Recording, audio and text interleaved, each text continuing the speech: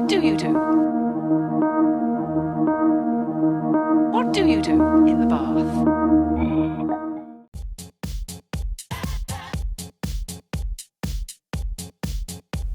I have a woefully undersubscribed subreddit, so please do me a favour. If you're a Redditor, head on over to r/postmortem studios and talk about anything related to any of my shenanigans. Peace. In my recent couple of videos about the left, I asked if anyone had any topics that they wanted me to cover. Some of them were quite obscure, some of them weren't. One of the first ones that caught my eye was about the origins of the left. Now, I do my best to pierce my online bubble and talk to people outside of my arena as much as possible, but still I had kind of fallen into thinking that most people knew what the origin of the term the left was, and people knew what, at least vaguely, what the left meant. But this last 10 years, really, I suppose, it should have been more obvious to me that you can't take what people know or don't know or what they think for granted. So, what are the origins of the left?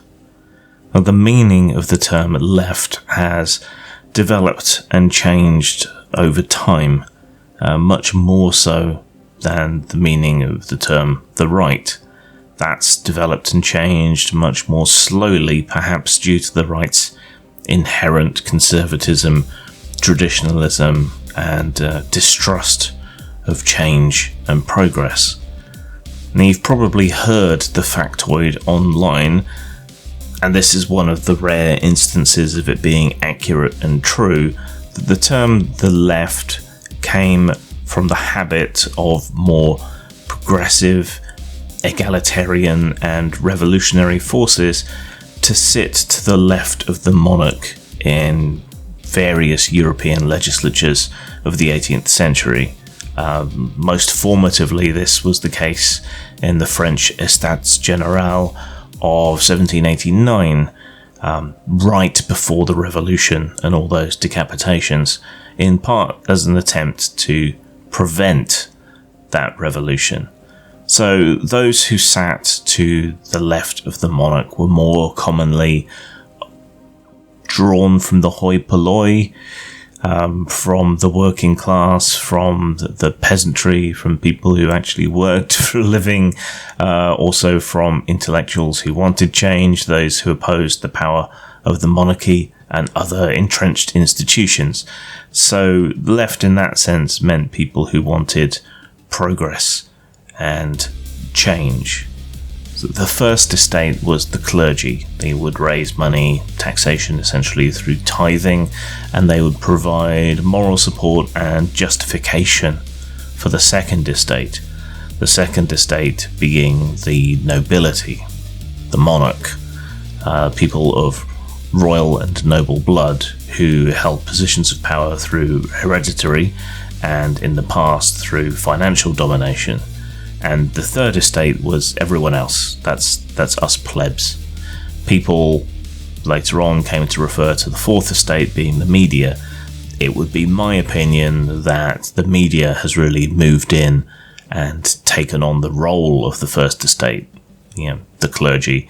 We don't really listen to priests in religion anymore in civilized countries. The US is a different matter, but elsewhere, I think the fourth estate now has the role of the first estate. It provides moral support and excuses and reasons to support the ruling class that are often completely at odds with reality. So, essentially entirely replicating the role of the first estate without the ability to raise taxes. So left is now an extremely broad term, a grab bag without much in the way of real meaning, which is why I tend to use the broader definitions of socialism to define the left when I'm involved in discussions, and also because I want to educate people, almost exclusively Americans, on what socialism actually is. also wanting to educate Marxists who also don't know. The right can also be a grab bag, but less so for the reasons we've talked about before. Now, many people now claim, rightly I think, that the main debate of the age is less between left and right and more between small a authoritarianism and small l libertarianism. But I think people misunderstand those terms as well. They regard democratized state power as authoritarian, which it needn't necessarily be, and they regard the massive concentration of fiscal power in the hands of a very few people as somehow being libertarian rather than authoritarian. But that's a topic for another day, perhaps. Very broadly, you could argue that leftism, even more broadly than socialism, is defined by tendencies and preferences. Tendencies and preferences to prefer public, democratized ownership of property and power to one extent or another.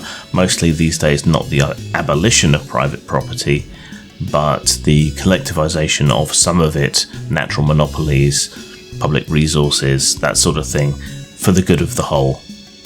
For example, here in the UK, there is currently a big mood for renationalisation of things like water and power and so on, because the experiment in privatisation seems to have failed.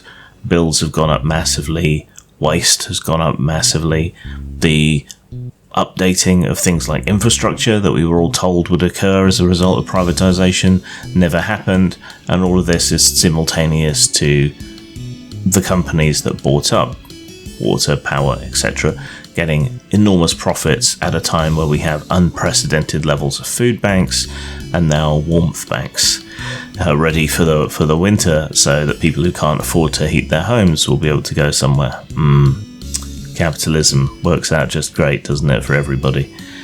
But yeah, so there's a tendency, a preference for at least a social conscience, a democratization of ownership, a hostility towards favoured classes and privilege.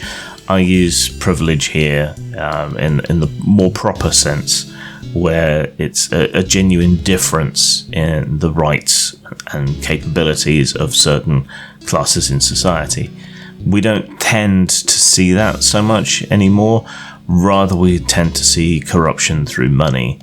It's wealth that gives you advantage, whatever your social class, wherever you're coming from. In that sense, it's that more than being born into nobility or the clergy or whatever else that gets you genuine privilege. This is another concept Americans seem to have trouble processing, because they tend to confuse class issues with race issues and other issues. But yes, there's an anti-establishment, anti-hierarchy, anti-authoritarian sentiment that is very strong in the broad left, which is part of the reason why I think it's not entirely a shift to authoritarianism versus libertarianism, because people confuse those terms as well. They often take the anti-authoritarian sentiment and proposals from the left as being authoritarian, which is very, very confusing. But it does tend to be more as a result of being a revolutionary, a reforming zeitgeist on the left. It tends to be associated with anti-authoritarianism in most people's minds outside of the right. Classlessness is an aspect of this. Here in the UK, we're still very much bound up in class. We know who is middle class, we know who is lower class, we know who is upper class. Upper class is still a matter of breeding, and so on here. Wealth confuses it, but not to the same extent that it does in the United States. But broadly speaking, the left wants to eliminate those kind of class hierarchies. There is a sentiment on the left to be for human rights and egalitarianism. Everyone should be equal before the law. People should have a maximized capacity to succeed in life.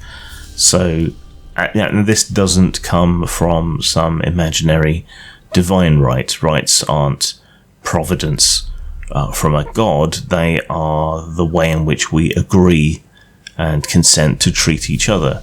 So things like a human right to access to broadband might seem ridiculous to certain people. Sargon. But if we think about how society and technology has progressed, how important, how integral access to the internet now is for people to be able to live in a modern society, it doesn't seem so stupid. And extending that right to people, extending more rights to more people, seems like a genuinely good idea. Overall, the left can be said to be associated with progress, revolution, and reform. People often accuse those on the left of trying to claim everything good as being left and everything not good as being not left.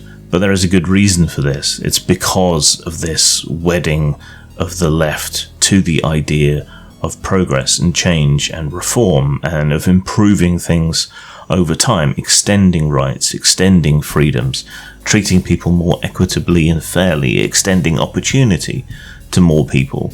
You know, it's hard not to see those things as inherently good. Conservatives, the right, will try to say that certain traditions are established, you know, because they've proven themselves over a very long time, but the one constant in the world is change, and if you don't change, if you don't evolve, then you die. And the right has been forced to evolve by circumstance. They tend to resist it rather than going along with it. You could argue that's a useful break, but there is a very good reason why all of these positive things are associated with the left, and that's because the left fought for them, established them, and made them happen historically. Things like, you know, the welfare state, collective endeavour around education, medicine, and resources. You know, the right thinks about a limited state in terms of just the size of the state.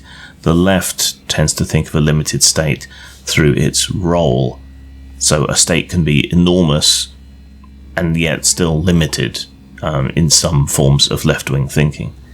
You know, the right, on the other hand, tends to be against all of these changes, for class inequality, seeing it as natural, not extending rights, having a very limited view of what a right is and where it comes from, not wanting to redistribute value and opportunity and property, preferring to leave it in the hands of a few.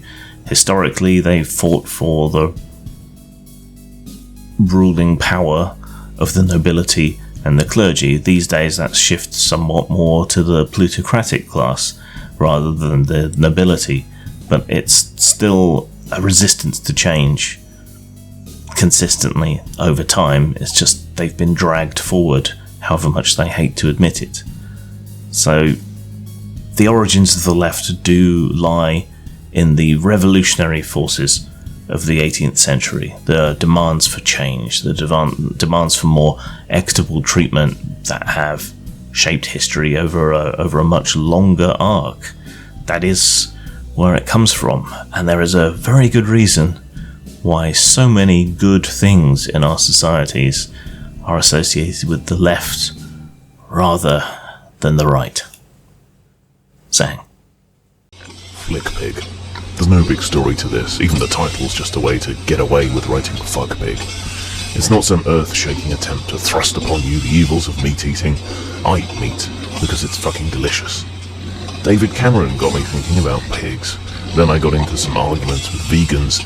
Then I made a horror dungeon game in which you play pigs trying to escape a horrible, fantastical slaughterhouse. That's about it. If that upsets you, do one. A print-and-play OSR dungeon crawl with pigs. Available at post-mort.com and drive-thru-RPG. The gallows is cold and the gibbet is lonely. We'll make things hard for you here. The gallows is cold and the gibbet is lonely.